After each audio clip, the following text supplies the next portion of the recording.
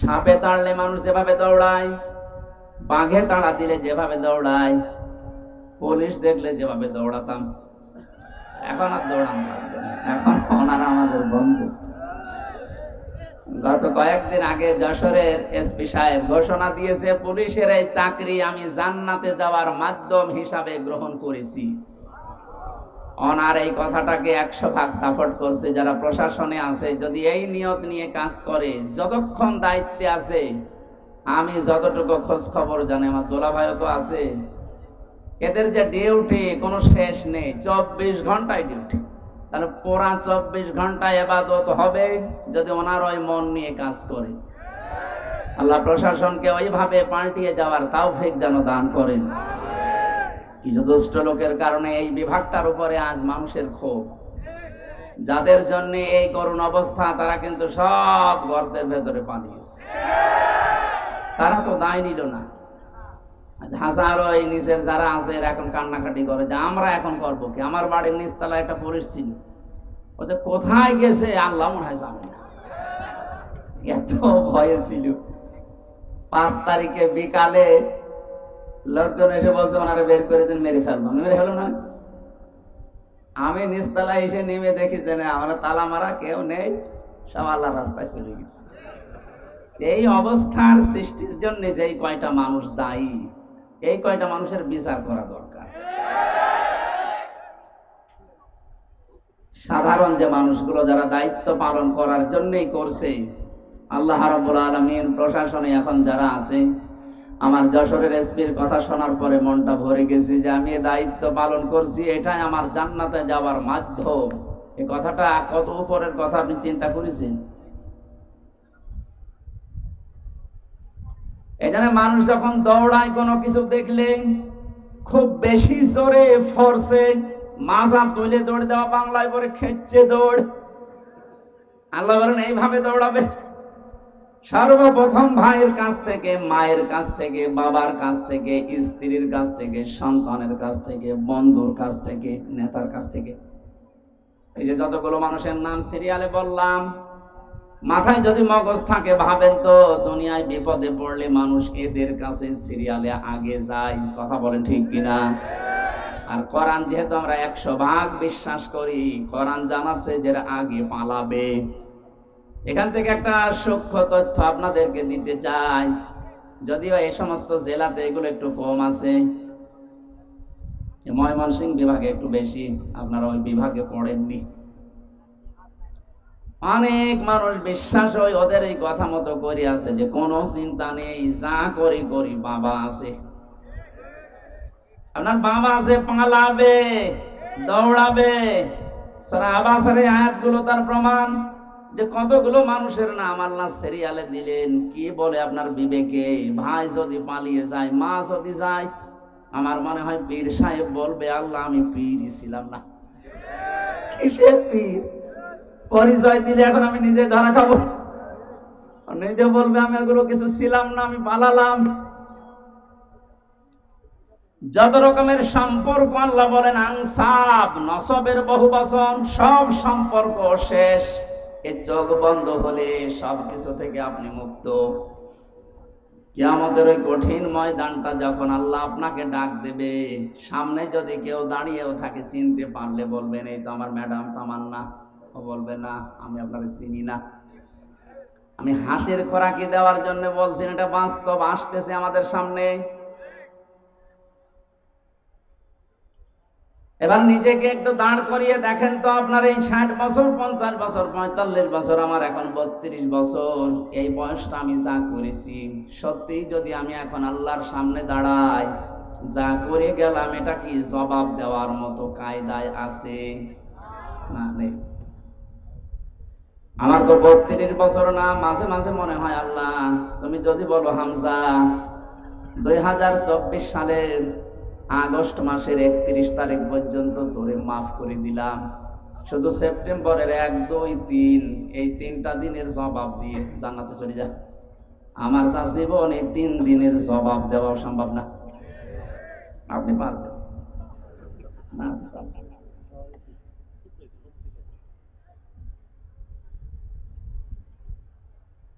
কঠিন বাস্তবতা আমার সামনে।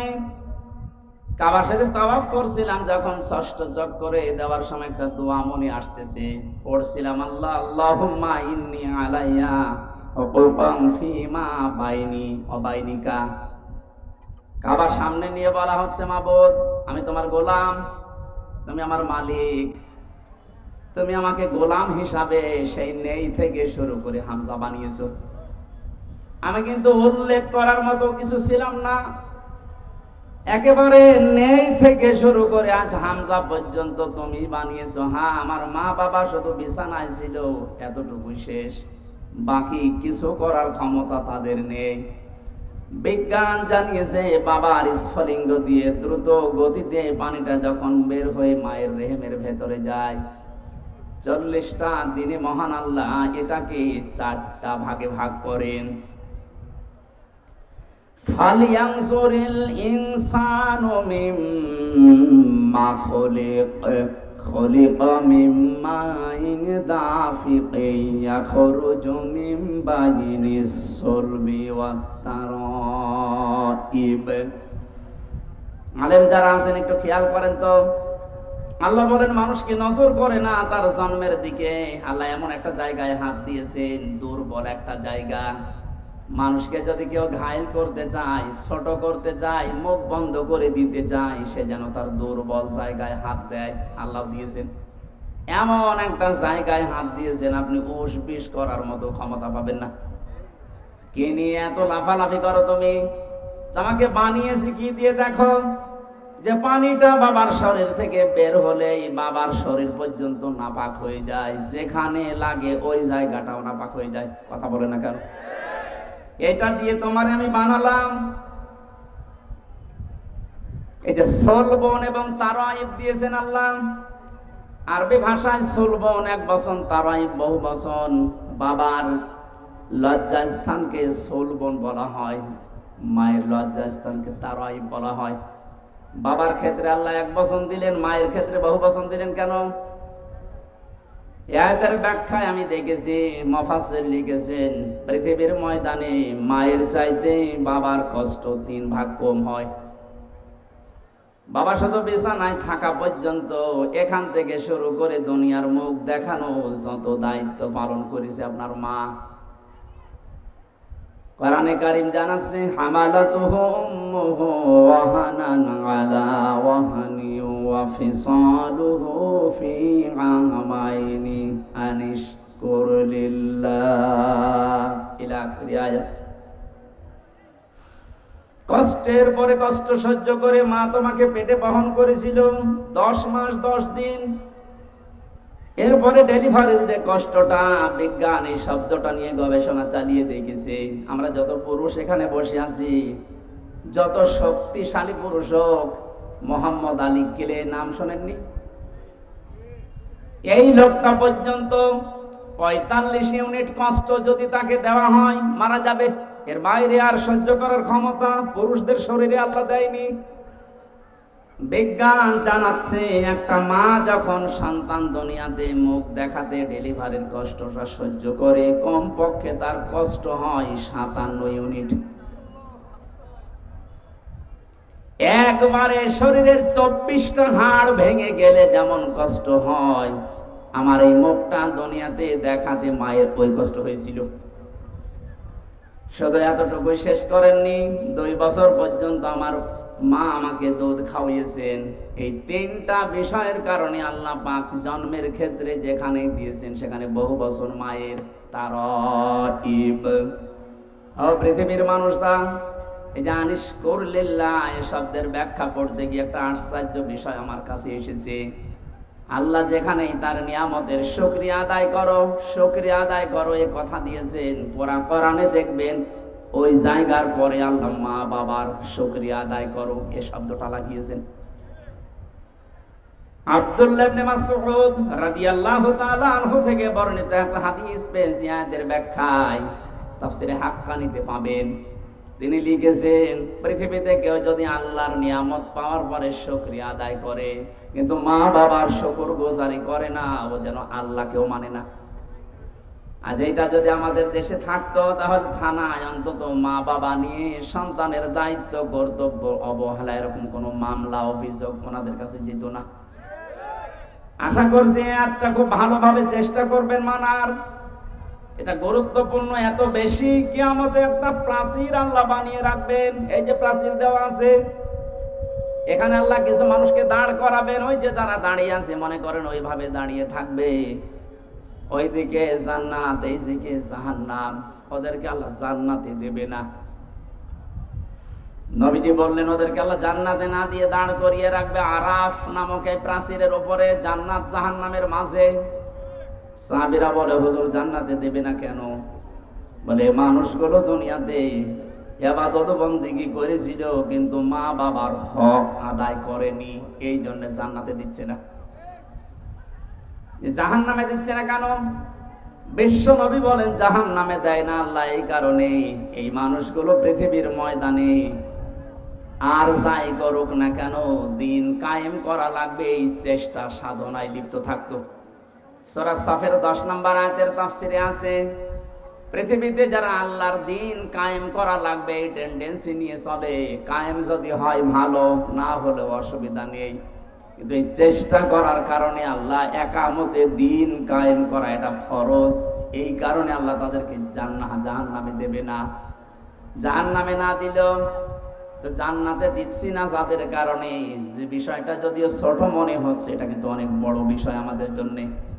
আজকে থেকে সিদ্ধান্ত নেওয়া লাগবে পৃথিবীর কোনো দিন যেন মা বাবার সাথে বিয়াদবি করা, তাদের সাথে তাদের হক নষ্ট করা আমার দ্বারা না হয়। যতই নামাজ রোজা করে পাগড়ি বেঁধে তসবিহ হাতে নিয়ে 24 ঘন্টা জিকির করি না কেন, মা বাবার হক যারা আদায় করেন না আপনি ওই প্রাচীরে দাঁড়িয়ে থাকবেন, জান্নাতে যেতে পারবেন না। আমি যে নেই থেকে শুরু করেছিলাম, এ পানিটা মায়ের রেহেমের ভেতরে যাবার পরে আধুনিক বিজ্ঞান যারা কোরআনে কারিমের আয়াতের তাফসীর বের করেছেন আমি দেখেছি, ওনারা বলেন যে এই মায়ের পানিটা বাবার পানিটা একসাথে মিলে 340-এর পরে 4টা জিনিস তৈরি হয়: চুল, রগ, হাড় আর পর্দা। রক্ত, গোশত, চর্বি আর চামড়া, 4-8টা জিনিস এক হয়। 6 মাস যখন আস্তে আস্তে বয়স হয়ে যায় মায়ের পেটের ভেতরে, তখন ক্ষুধার উদ্রেক দেখা দেয়, খাবারের প্রয়োজন হয়। আল্লাহ পাক বলেন আমি যে রব নামটা নিয়েছি এই জন্যে তোমাকে আমি 5টা জিনিস দান করি। ওয়াজআলা লাকুমুস সামআ ওয়াল আবসারা ওয়াল আফইদা ইলা আখির আয়াত। শ্রবণ শক্তি, দর্শন শক্তি, বাক শক্তি, আকেল শক্তি আর ঘ্রাণ শক্তি, এই 5টা আমি আল্লাহ দান করি মায়ের। তোমাকে তৈরি করার জন্য 8 5 13টা জিনিস এক হয়ে যায়, তখন আস্তে করে মায়ের পেট থেকে নিয়ে আসার ব্যবস্থা করি। আল্লাহু আখরাজাকুম মিন বুতুনি উম্মাহাতিকুম, মায়ের পেট থেকে বের করার দায়িত্ব আমি আল্লাহর। এখন অধিকাংশ মেয়েরা এই দায়িত্বটা দিয়েছে ডাক্তারকে। এই স্টেজে যারা বসে আছে তাকান তো, এদের একটার মাকেও সিজার করা লিখেছে। কথা বলছেন না? আমি সহজ এই কয়টা আছে তাকান, একটার মাকেও তো সিজার করা লাগলো না। আর এখন যারা আছে 100টা প্রায় 80টা সিজার ছাড়া হচ্ছে না। কারণ এই লোকটার মায়ের বিশ্বাস ছিল আল্লাহর উপরে যে পরিমাণ, এখন এদের বিশ্বাস, ওই বিশ্বাসটা দাঁড়িয়েছে ডাক্তারের উপরে। সন্তান পেটে আসতে দেরি, স্বামীকে বারবার নিয়ে চলো কোথায়? ক্লিনিকে। কেন? দেখা লাগবে পেটে জন্ডিস না লেডিস। 10 মাস 10 দিনে মনে হয় 4-5 বার করে আল্ট্রাসাউন্ড করে। বিশ্বাসটা আল্লাহর উপরে একেবারে ছেড়ে দিয়ে করে, ওর মাও করে বাবাও করে। এমনও শাশুড়ি আছে বলেন না আমার মেয়ে, আমার জাদুর কষ্ট হবে, সময় হওয়ার আগেই নিয়ে চলো।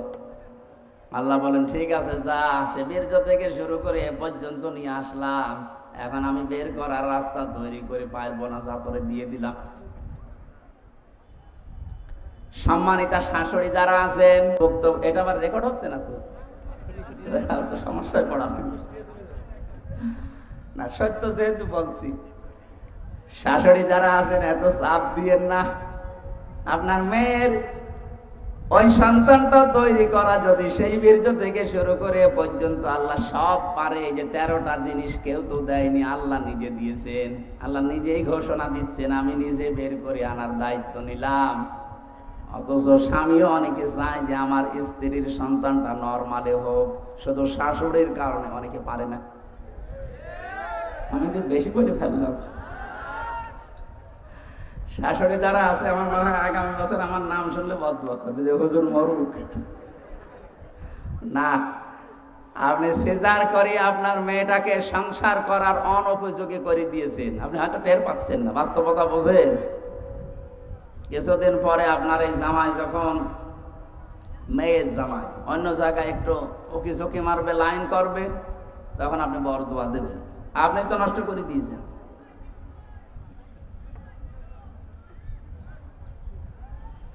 আমার ভাইরা,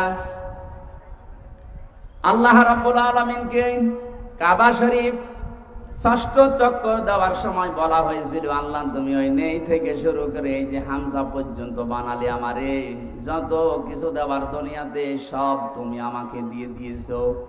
হাল আতা আলাল ইনসান খায়রুম মিনাদ দাহরি লাম ইয়াকুন শাইআম মাযকুরা। আমি তো জন্ম হওয়ার আগে উল্লেখ করার মতো কোনো বিষয়ও ছিলাম না। তুমি আমাকে যা যা দেওয়ার সব তোমার রব নামের খাতিরে আমাকে দিলে। 5টা বিষয় আল্লাহ যে আলাদা ভাবে আপনাকে দিয়েছেন, একটু কোনোদিন ভেবেছেন? ওটা কিন্তু দুনিয়ার কেউ দেয় না। শ্রবণ শক্তি, দর্শন শক্তি, বাক শক্তি, আকেল শক্তি আর ঘ্রাণ শক্তি। মাঝে মাঝে একা থাকলে ভাবি, আল্লাহ যদি তুমি আমাকে একটাও কম দিতে, হামজা হয়ে দুনিয়ায় আসতাম ঠিক। যদি দর্শন শক্তি না দিতে, মানুষ আমাকে কানা বলতো। কথা বলছে না কেউ? কুমিল্লা একবার খাবার খাচ্ছিলাম মাহফিলে, বাম পাশে এক অন্ধ, হঠাৎ বিদ্যুৎ চলে গেল। আমরা যারা চোখওয়ালা মানুষ আছি চিল্লা পাল্লা করছি, কই তাড়াতাড়ি জানাটা চালু, কারণ আলোর ব্যবস্থা করেন। অন্ধ আমার হাত চেপে ধরে বসে হুজুর চিল্লাচ্ছেন, মাত্র কয়েক মিনিট কারেন্ট চলে গেছে, আপনারা চিল্লান। অথচ আজ 42 বছর আমার জীবনে কোনো কারেন্ট নেই। 42টা বছর হয়ে গেল দুনিয়ায়, আমার কারেন্ট কি এটা আমি জানি না। ওই দিন অন্ধ আর একটা কথা জানিয়েছিল, যে চোখওয়ালা মানুষ যারা, ওরা তো এমনিতেই দেখে, ঘুমিয়ে থাকলে স্বপ্নেও দেখে, কিন্তু আমরা অন্ধ যারা, ঘুমিয়ে থাকলে স্বপ্নেও কিছু দেখি না, শুধু একটা আওয়াজ শুনি। আপনি ওর জায়গায় নিজেকে দাঁড় করিয়ে বলেন তো, আপনি কি পেয়েছেন? জীবনে কিছুই যদি না পেয়ে থাকেন, শুধু চোখ দুইটার কারণেও তো সেজদা দেওয়া যায়। কথা বলে না কেন? জামাত ইসলামের যিনি আমির এখন, ডাক্তার শফিকুর রহমান, ওনার সাথে জেলখানায় আমি ছিলাম, এক রুমে দেখেছি মাঝে মাঝে উনি সেজদা দিত শুধু এইটার দিকে তাকিয়ে।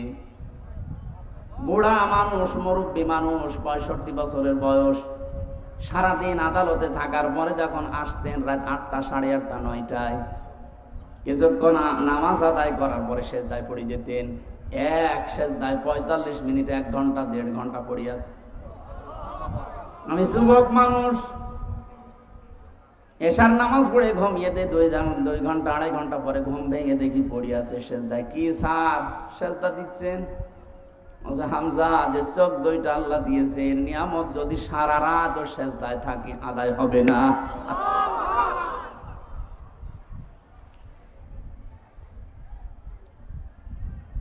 এই জন্য নিজেকে এই 5টা জিনিসের সামনে মাঝে মাঝে একটু দাঁড় করান। আল্লাহ পাক যে নিজের দায়িত্ব নিয়ে আমাকে দিলেন, একটাও যদি ওটি কম দিতেন, আপনি নিজের দিকে ভাবিয়ে বলেন, উনি আজ টিয়নো হয়ে ওসি হয়ে বসে আছে, অন্ধ হলে দায়িত্ব দিত সরকার? বলেন। যদি শ্রবণ শক্তি না দিত, মানুষ কালা বলে ডাকতো আমাদের। এখানে কাবা ঘর তাওয়াফ করার সময় 6ষ্ঠ চক্কর, এটা আল্লাহকে বলা হচ্ছে, মাবুদ আমাকে তুমি নেই থেকে পর্যন্ত সব দিলে, কিন্তু তুমি তো আমার মালিক, তুমিও তো কিছু পাও আমার কাছে বান্দা হিসাবে। আমি গোলাম হিসাবে তোমারে কিচ্ছু দিতে পারি নাই, তবে একটা জিনিস আমার কাছে আছে, আমি তোমার বান্দা, তোমার নাম যে গফফার, এই কারণে তুমি আমারে মাফ করে দাও। কিয়ামতের ময়দানে এই জন্য আল্লাহ যেহেতু প্রথমে আপনাকে স্রেফ একা ডাকবে, আমি তো 2-3 দিনের হিসাবে মিলাতে পারলাম না, কেউ পারবেন না, এই জন্য আপনি দাঁড়াবেন। কিয়ামতের বিচার ব্যবস্থায় যে 3টা সিস্টেম চালু হবে, আল্লাহ যদি কারো জন্য ন্যায় বিচার করে, কেউ জান্নাত পাবে না। প্রশ্ন আসতে পারে, ন্যায় বিচার যদি না হয় তাহলে কি অবিচার হবে না? আল্লাহর বিচারে কোনো অবিচার নেই। কি কথা বলেন না কেন? আল্লাহর বিচারের সিস্টেমে কোনো অবিচার বলেন বলেন ন্যায় বিচার করলে আমরা কেউ আল্লাহর বানানো জান্নাতে যেতে পারবো না। তাহলে যাবো কি করে? একটা উপায় আছে, আল্লাহ যদি মাফ করে দেয় তাহলে। যেহেতু আপনাকে একা ডাকবে, নিজের সামনে দাঁড় করিয়ে, মা তাযালু কদামা বানি আদম আবদি ইয়াউমাল কিয়ামাতি হাত্তা ইসআলান খামসিন আন উমরিহি ফিমা আফনা ওয়া আন শাবাবিহি ফিমা আবলা ওয়া আন মালিহি মিন আইনা ইকতাসাবাহু ওয়া ফিমা আনফাকাহু ওয়া আন ইলমিহি মাযা আমিলা ফিহি। মুত্তাফাকুন আলাইহি। ও কিশোরগঞ্জবাসী, আমি আমার ঈমান থেকে কথা বলছি, নিজের দিকে মিলানি হাদিসটা। নবীজি বলেন, প্রতিটি মানুষকে আল্লাহ নিজের সামনে একা একা দাঁড় করিয়ে 5টা জিনিস জিজ্ঞাসা করবে। 1 নম্বরে বলবে, তোরে আমি একটা হায়াত দিয়েছিলাম 60, 70, 80 বছরের, কি করে কাটালি বলতো? আপনি ভাবেন তো, যে বয়সে আসেন, এখনই যদি আল্লাহর সামনে প্রথম প্রশ্নের জবাব আপনি কি এখনো জোগাড় করতে পেরেছেন? না, পারি নাই আমরা। 2 নম্বরে জিজ্ঞাসা করবে, ওয়াং শাবাবিহি ফিমা আবলা, একটা যৌবন দিয়েছিলাম, যৌবনটা কি করে কাটালি বল। আমাদের যৌবন যেভাবে কাটছে, আমি তো দেখতে পাচ্ছি কোরআনের চোখ লাগিয়ে, যে আমরা অধিকাংশ মানুষ দাঁড়িয়ে থাকবো স্রেফ, কিছুই বলার ক্ষমতা আমাদের থাকবে না। 3 নম্বরে বলা হবে, কিভাবে সম্পদ উপার্জন করেছিলি বল। কালকে কোর্টে হাজী সেলিমকে তুলেছিল, যেভাবে মানুষ গালাগালি করছে, ঘৃণা করছে, থুতু মারছে, ডিম মারছে, যা করেছে কালকে ওনার সাথে, উনি যদি স্বাভাবিক জীবন যাপন করতে, যে যতটুকু সম্পদ হলে একটা মানুষের চলে ওইভাবে চলতো,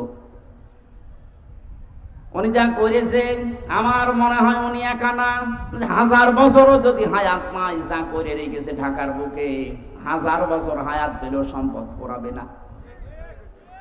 অথচ বয়স এখন যা হয়েছে, যদি কালকে মারা যায়, কি করলো বলেন? যে পুলিশগুলো আমার সাথে পেছনে পেছনে যাচ্ছিল, বলছে, হুজুর, আমাদের মতো বেতন পেয়ে হালাল রুজি উপার্জন করে যদি এই লোকটা এত সম্পদ কামাতে হতো, তো কিয়ামত হয়ে গেল, এ সম্পদের মালিক হওয়া সম্ভব ছিল না। আসলে বাস্তবতা এই, আপনি কি করে এত টাকার মালিক হন? আপনি বলেন তো, কি করে এত টাকার মালিক হওয়া যায় 15 বছরে? কত টাকা আছে আপনি নিজেই জানেন না। একটা দরবেশের দেখলাম 36,000 কোটি টাকা ঋণ। একটা দরবেশের যদি এই হয়, দরবেশ বাদ দিয়ে যারা আছে তাদের কি আছে? সম্পদ যা উপার্জন করছেন, বৈধটাকে খেয়াল করেন। একটা মানুষের চলতে কত টাকা লাগে। এই যে কিছুক্ষণ আগে আমরা সবাই খাবার খেয়ে আসলাম, যে বাড়িতে হয়তো কম বেশি সবাই খেয়েছি পেট পুরিয়েই। এখন যদি কেউ রাজভোগ সামনে এনে দেয়, আমাদের যে এখন অবস্থা, 1 কেজি বলে যে 20,000 টাকা কি 2,000 টাকা কেজি এই মিষ্টির আপনি খান, আমার তো মনে হয় এখানে এখন আর কারো খাওয়া সম্ভব না। এই তো আমাদের জীবন। 2,000 টাকা কেজি মিষ্টি পড়ে আছে, এখন আর খাওয়া সম্ভব না, কারণ আমার পেটে আর জায়গা নেই। কার জন্য আপনি কি করে যাচ্ছেন? কোন পথটা দিয়ে সম্পদ আসছে একটু হিসাবও করেন না। এই হিসাবটা নেই, এই জন্য আমরা বেপরা হয়ে চলছি। এটা যত বেশি মানুষের ভেতরে টেন্ডেন্সি তৈরি হবে, না সম্পদ আমার কিভাবে আসে, কিভাবে যায়, এইটা যদি হিসাব করে চলে, এই দেশে দুর্নীতি মুক্ত হতে 41 সাল লাগবে না, 41 ঘন্টায় যথেষ্ট। এই সেন্স শুধু দরকার। খলিফাতুল মুসলিমিন হযরত আবু বকর আমিরুল মুমিনিন, তিনিও তো আমাদের এদেশে যারা দায়িত্বে আছে এরকম রাষ্ট্রপ্রধান ছিলেন। তার স্ত্রী উম্মে রোমানা একদিন এসে বলে, স্বামী, বড় ছেলে আব্দুল্লাহ ও পায়েস খেতে চায়, আপনি দয়া করে রাষ্ট্রের যিনি খাজানচির দায়িত্বে আছে, অর্থমন্ত্রী বাইতুল মালে, তারে বলেন আগামী মাসের বেতন যেন আমাদের আগেই দিয়ে দেয়। অনেকে অর্থমন্ত্রীর কাছে বললেন আগামী মাসের বেতনটা একটু দিয়ে দেন।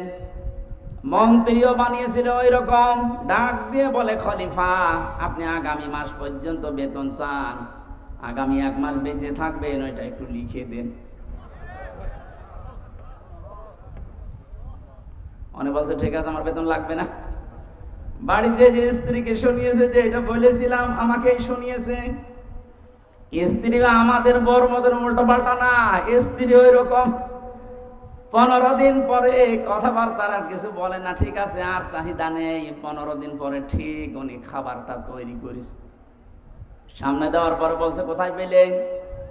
স্ত্রী বলছে, স্বামী আপনি ভুল বুঝবেন না, আপনাকে আমি বলেছিলাম, আপনি পারেননি, অপারগতা দেখিয়েছেন, আমি জেনে শুনে একটা কাজ করেছিলাম। ওই দিন থেকে 15 দিনে প্রতিদিন 1 মুঠ করে চাল, গম, আটা যাই বলেন তুলে রাখতাম। এই 15 দিনে প্রায় 2 কেজি বেশি হয়ে গেছে। এইটা বিক্রি করে আজ আমি সন্তানের চাহিদা পূরণ করতে এটা বানিয়েছি, এটা হারাম কোনো কিছু মিশ্রিত নেই। হযরত আবু বকর বললেন, সন্তান তাড়াতাড়ি খেয়ে নাও। খাবার শেষ করে চলে গেলেন অর্থমন্ত্রীর কাছে। বাইতুল মালে গিয়ে বলে, খাজানচি, আগামী মাস থেকে আমার যে বেতন আছে 12,000 টাকা, 2,000 করে কম দিও। কেন? কারণ আমি যা হিসাব করে দেখলাম যে আমার 10,000 টাকা হলেও সংসার চলে, 2,000 টাকা রাষ্ট্রের কাছে কাজে লাগাও। আজ দায়িত্বে আছে 1628 জন মানুষ, এখানে 2 জন আছে। এই 1628 জন মানুষকে আমরা যদি এইভাবে তৈরি করতে পারি, আল্লাহর কসম এই দুনিয়ার এই বাংলাদেশটাই খলিফাতুল মুসলিমিন আবু বকরের যুগের মতো হয়ে যাবে। আমরা চাই আল্লাহ এনাদেরকে ওইভাবে যেন তৈরি করেন, আখিরাতের ভয়, জাহান্নামের ভয় অন্তরের ভেতরে 100 ভাগ পয়দা করে দিক। 5 নম্বরে আল্লাহ জিজ্ঞাসা করবে, ওই ওয়ান ইলমিহি মাযা আমিলা ফি, যতটুকু জানতি তার কতটুকু মানতি এটা বল। এইটা বড় কঠিন প্রশ্ন। এখানে কে জানে না ঘুষ খাওয়া নিষেধ? কে জানে না সুদ খাওয়া নিষেধ? মানুষের উপরে জুলুম করা নিষেধ? কে জানে না? এই যে জানার পরেও আপনি মানেন নাই, জানার পরে যারা মানে না ওরা আল্লাহর কাছে জালেম। কি আপনি না জেনে ভুল করেছেন, ওটা আল্লাহ মাফ করে দিতে পারে, কিন্তু জানার পরেও কেউ যদি না মানে ও কিন্তু আল্লাহর দরবারে জালেম। জালেমের যতগুলো আয়াত আল্লাহ কোরআনে দিয়েছে আমার কাছে ভয়ঙ্কর মনে হয় সূরা শূরার 42 নম্বর আয়াতটা, ইন্নামাস সাবিলু আলাল্লাযিনা ইয়াযলিমুনান নাস ইলা আখিরি আয়াত। সূরা শূরা 42 নম্বর আয়াত, 25 নম্বর পারার 6 নম্বর পৃষ্ঠার 13 নম্বর লাইনে আছে। এটা ইবনে কাসিরে আছে তাফসিরে। আল্লাহ পাক বলেন, আমি নিজে কেস করব, মামলা দেব তাদের বিরুদ্ধে যারা মানুষ হয়ে মানুষের উপরে জুলুম করে। এই আয়াতটা পড়ার পরে আমার মনে হয় বাংলাদেশে আমরা হাজারো মানুষ আল্লাহর মামলার আসামি। পুলিশের কাছে এখন বাধা দিয়ে দেখেন, কালকে এই মামলা পাবেন, পুলিশ বাদী কেস হবে। কথা বলছেন যারা মানুষ হয়ে মানুষের উপরে এতদিন জুলুম করেছেন, এখনো করছেন, এখনো জুলুম বন্ধ হয়নি, এখনো জুলুম চলছে। এটা বিনা কারণে 5 তারিখের পর থেকে বিনা কারণে যাদের বাড়ি ঘরে আগুন লাগিয়েছেন, যারা দোষ করে নাই, যাদের ব্যবসা প্রতিষ্ঠান ভাঙচুর করেছেন, আত্মসাৎ করেছেন তাদের সম্পদ, এটাও জুলুম। এটা জুলুম না? এই জুলুমগুলো যারা করেছেন আপনি কিন্তু সরোয়ার সাহেবের আসামি হবেন না, হামজার আসামি না, আপনি আল্লাহর মামলার আসামি। বাদী যত বড় হয় কেস কিন্তু তত ঝামেলা। আমার বাদী যদি কোনো সলিমুদ্দি হইতো 3 বছর আমার জেলে থাকা লাগতো না, বাদী যেহেতু সরাসরি রাষ্ট্র ছিল, এই জন্য 32 বার মামলা ওঠার পরও জামিন হয়নি। অথচ গতকালকে আমার সব মামলা বিচারক ঘিসমিস করে দিয়েছে। উনি তো ছিল 3 বছর, কিন্তু দিতে পারে নাই, হাত বাঁধা, ওপরের নির্দেশ আসা লাগবে। যারা নির্দেশ দেবে তারা যেহেতু এখন নেই, উনি এখন ফ্রি। বলছে এই মামলা হইলো, এর কোনো মাল ম্যাটারেস নেই, যা কাগজ কালকে সব ফেলে আমরা একেবারে বেকর সব খালাস করে দিয়েছি। অথচ লোকটা তো একই 5 তারিখের আগ পর্যন্ত ওই মামলা ছিল। আমি হাজিরাও দিয়ে গেলাম 5 তারিখের আগে। মাত্র এই কয়েকদিনের ভেতরে পুরা উল্টিয়ে বসে। কি আমি মনে করলাম প্রশ্ন করি, স্যার আপনি তো এখানে ছিলেন, মাল ম্যাটারেস কিছু নেই এর ভেতরে, আপনি এর আগে দেখেননি? এখন হয়তো জিজ্ঞাসা করলে বলবো হুজুর কিছু করার নেই, হাত বাঁধা ছিল, এখন হাত খোলা আছে। ন্যায় বিচার উনি চেষ্টা করেছে। আমার জন্য কালকে ওনার অফিসে দোয়া করেছি। জজ মসিবুর রহমান, যতটুকু শুনেছি আদালত পাড়ায়, যে উনি ন্যায় বিচার করার জন্য সাদাকে সাদো, কালোকে কালো, উনি 100 ভাগ চেষ্টা করতেন। এই কঠিন সময়ও আল্লাহ যেন ওনাকে মঞ্জিলে মকসুদে পৌঁছিয়ে দেন। জয় বলেন আমিন। যতটুকু আমরা জানছি ততটুকু মানছি না। এই যে এলেমের প্রশ্ন করা হবে, এলেম মানে মাওলানা হওয়া লাগবে আমার মতো না, হাফেজ হওয়া লাগবে না। যে যতটুকু জানেন ওই জ্ঞান অনুযায়ী, বিবেক অনুযায়ী যদি কেউ কাজ না করেন, সে জাহান্নামে সাঈর নামক একটা দরজা আছে, সেখানে আল্লাহ তাকে প্রবেশ করাবে। ওয়াকালু লাউ কুন্না নাসমাউ আও নাকিলু মা কুন্না ফি আসহাবিস সাঈর। সূরা মুলকের 10 নম্বর আয়াত। আল্লাহ বলেন জাহান্নামে সাঈর নামক যে দরজা আছে, এই আলালিহান আগুনের সামনে যখন মানুষকে নেওয়া হবে, ফেরেশতা মালিক যিনি দারোয়ানের দায়িত্বে আছে, উনি বলবে কেন আসলেন? যত মানুষ এই সাঈর নামক জাহান্নামে যাবে, তারা এক বাক্যে বলতেন বাধ্য হবে যে আমরা শোনার পরে না শোনার ভান করেছিলাম, আর আমাদের বিবেক আমরা কাজে লাগাইনি। তাকান তো আজ এদের দিকে তাকিয়ে, আজ হাজারো মানুষ আমরা যে জানার পরও না জানার ভান করে থাকি, মানতে চাই না। বিবেক যাদের আছে, বিবেক যারা কাজে লাগান না, এরা আল্লাহর দৃষ্টিতে পশু, এমনকি পশুর চাইতে অনেক নিকৃষ্ট। জোরে বলেন নাউজুবিল্লাহ। আমি যেটা শিক্ষা দেওয়ার জন্য এতক্ষণ ঘোর ব্যাস করছি, সেটা একবারে বলছি, কান খাড়া করেন। পৃথিবীর যেখানেই যান না কেন, আপনাকে মুহাম্মদ রাসূলুল্লাহকে নেতা মানা লাগবে। কারণ কিয়ামতের সর্বপ্রথম একা একা ডাকার পরে দ্বিতীয় সিস্টেমে এবার আর আল্লাহ আপনাকে একা ডাকবেন না। একটু খেয়াল করেন, প্রথম বিচারের ধাপ শেষ, দ্বিতীয় ধাপে আল্লাহ আপনাকে ডাকবেন এবার একা একা না। ইয়াউমা নাদউ কুল্লা উনাসিম বিইমামিহিম। আল্লাহ পাক বলেন,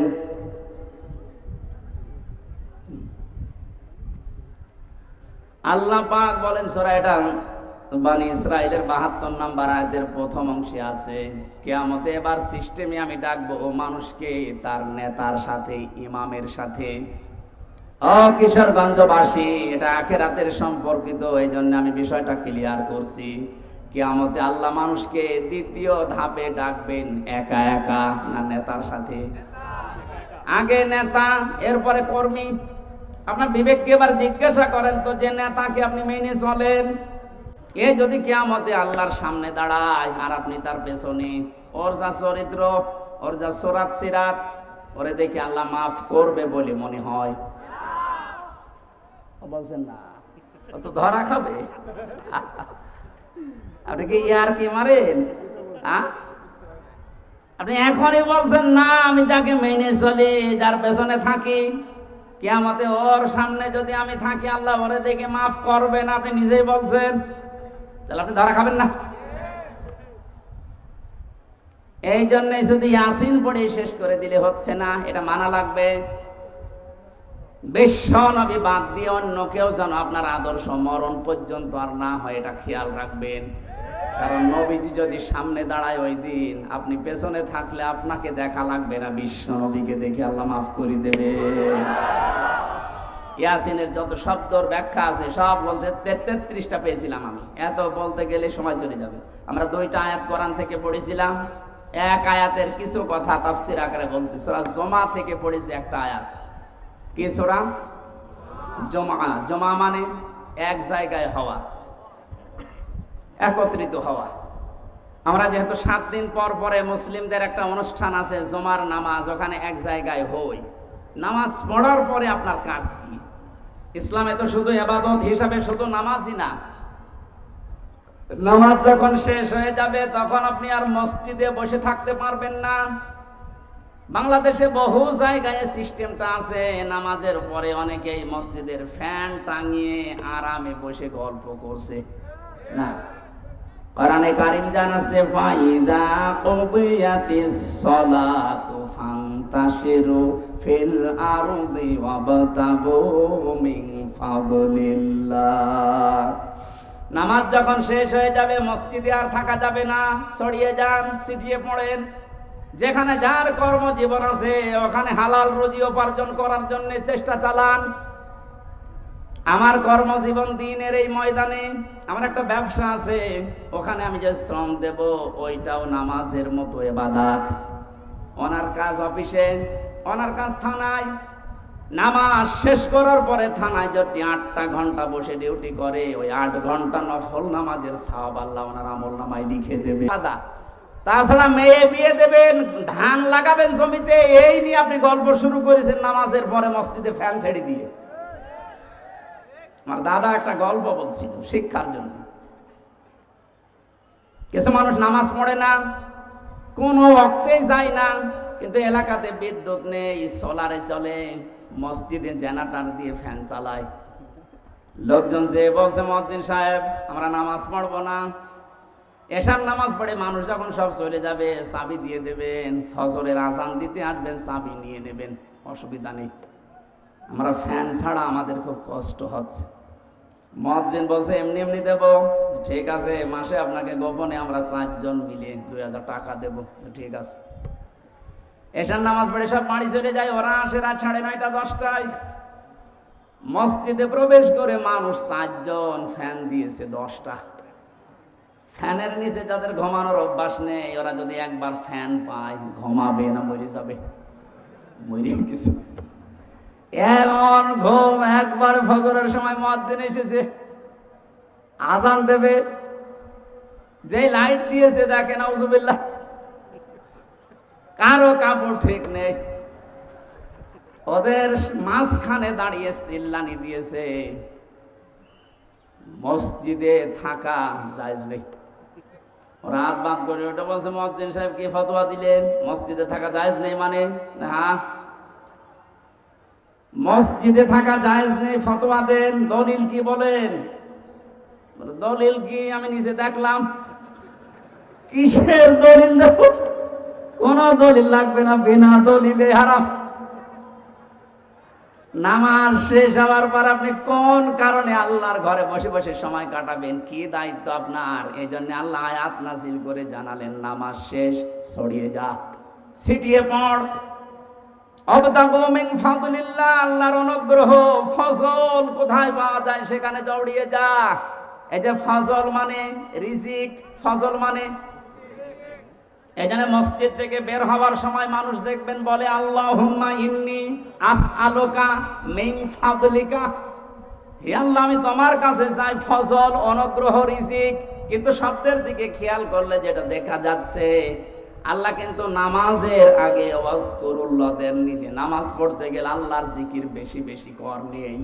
তো কর্মজীবনে যে, বাস্তব জীবনে যে, প্র্যাকটিক্যাল লাইফে যেন আপনি আল্লাহর জিকির, আল্লাহর স্মরণ মসজিদের চাইতেও বেশি করেন। এই জন্য ওয়াজকুরুল্লাহ কাসীরা দিয়েছেন। আয়াতের এই দ্বিতীয় অংশটুকু আমাদের দেশে আজ 100 ভাগ কায়েম করা লাগবে। মসজিদে গেলে মানুষ আল্লাহকে কম বেশি ডাকে বা ডাকবে, এটা স্বাভাবিক, কিন্তু কর্মজীবনে যে অধিকাংশ মানুষ আমরা ভুলে যাই। কুষ্টিয়ার বড় বাজারে একবার তেল কিনতে গিয়ে একবার দেখি একটা লোক তেল মেপে দিচ্ছে, আর ওই যে কি দিয়ে মেপে দিত, কোটা দিয়ে, প্রত্যেকটা একটু করে কম দেয়, কিছু বললাম না। ওই লোকটা যখন চলে গেল, কাছে গিয়ে বললাম, মুরব্বী মাথায় টুপি দিয়ে আপনি একই কাজ করলেন, এ কাজ করা আপনার ঠিক হয়েছে?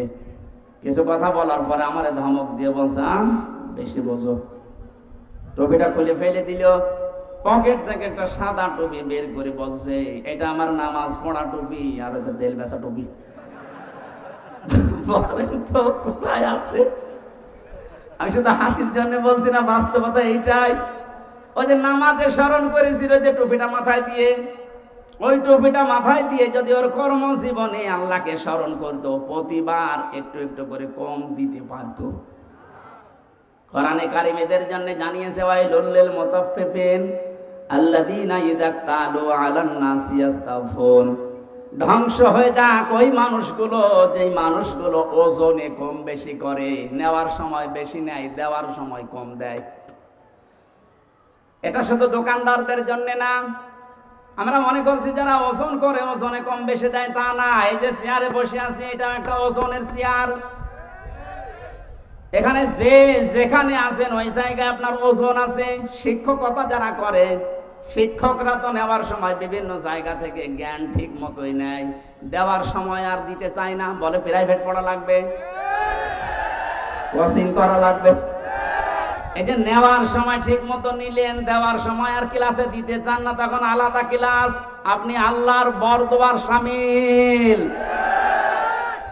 আমাদের দেশে কিছু সংখ্যক, আমরা যেহেতু 96% মুসলিম, 4% আছে অন্য ধর্মের মানুষ। নবীজির হাদিস অনুযায়ী তারা আমাদের কাছে আমানাত। এই কথা বলেন না কেন? তাদের সম্পর্কেও কিন্তু ওজন হবে কিয়ামতে। আপনি তাদের সাথে ব্যবহার কি করেছিলেন? তাদের যে দায়িত্ব, ওটা যদি অমুসলিম প্রতিবেশী হয়, কিয়ামতের দিনও কিন্তু আপনার দরবারে মামলা দিতে পারবে, আল্লাহর দরবারে। যেহেতু ওনারা সংখ্যায় কম, আমরা অনেকে এখন ধোয়া তুলেছি যে সংখ্যালঘু। সংখ্যালঘু না, এই শব্দটা বলা যায় না। কিসের সংখ্যালঘু, সংখ্যাগুরু? এদেশে যারা জন্ম নেবে তারা এই দেশের নাগরিক, বৈধ। কথা বলেন। সুতরাং সংখ্যালঘু সংখ্যাগুরু বলে এদেশে কিচ্ছু নেই। একটা বিশৃঙ্খলা তৈরি করার জন্য কিছু মানুষকে দিয়ে এই কাজ ওরা করাচ্ছে। হিন্দু ভাইরা যারা আছেন, খ্রিস্টান বা অন্য বৌদ্ধ যারা আছেন এদেশে, যাদের জন্ম, আমার যেমন অধিকার আছে, আমি 96% তাতে কি, আপনি 4% তাতে কি, আপনার ঠিক ওই রকমই অধিকার আছে। আপনার ধর্ম আপনি 100% নিরাপত্তা নিয়ে পালন করবেন, কোনো বাধা নেই। বাধা যে দেবে তারে প্রতিহত করা ফরজ। ওনাদের সাথে ভালো ব্যবহার করা ইবাদত। আকুলু লিন-নাসি হুসনা। আল্লাহ বলেন আকুলু লিল-মুসলিমিনা হুসনা। মুসলমানের সাথে হাসি মুখে কথা বললে সওয়াব হয় না। লিন-নাস, মানুষের সাথে হাসি মুখে কথা বললে সওয়াব হয় সাদকা দেওয়ার। হিন্দু কি মানুষ না? খ্রিস্টান মানুষ না?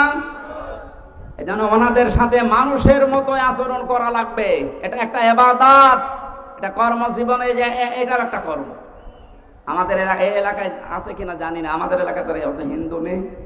এই এলাকায় যদি অমুসলিম কেউ থাকে, আপনারা মুসলিম বেশি, তাতে কি, তাদের সাথে আচরণ করা লাগবে, কারণ এটা একটা ওজনের স্তর। কিয়ামতে এইটাও পাল্লায় মাপ দেওয়া হবে। এমন কোন কাজ যেন আমরা না করি যে এই কারণে আবার ধরা খেয়ে যাচ্ছে। বিশ্বনবী জানিয়েছেন, কোন এলাকায় যদি অমুসলিমরা থাকে, তারা তোমাদের কাছে আমানত। ওদের উপর যদি অত্যাচার করো বিনা কারণে, কিয়ামতে আমি নবী তোর বিরুদ্ধে মামলা দায়ের করব, ওর পক্ষ নিয়ে। এখানে এলাকায় যদি এরকম কিছু করে থাকেন, নামাজ পড়ছেন, রোজা রাখেন, পাগড়ি মাথায় দিয়ে আসেন, কিন্তু ওদের অধিকারগুলো আপনি নষ্ট করেন, ওদেরকে ভীতি সন্তুষ্ট হয়ে রাখেন না, কিয়ামতে আপনি নবীর মামলার আসামি হবেন।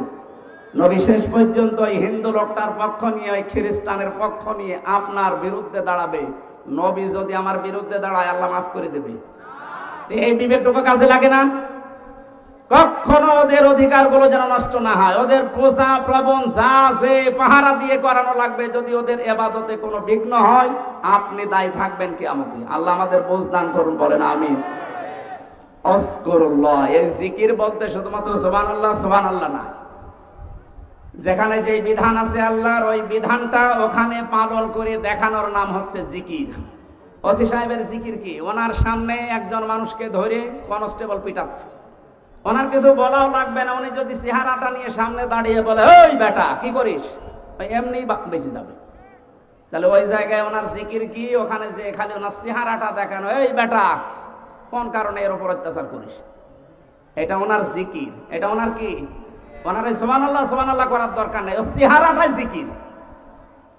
যে যেই পর্যায়ে আছে তার নিচে যারা আছে তাদের প্রতি দায়িত্ব পালন করা আল্লাহর জিকির।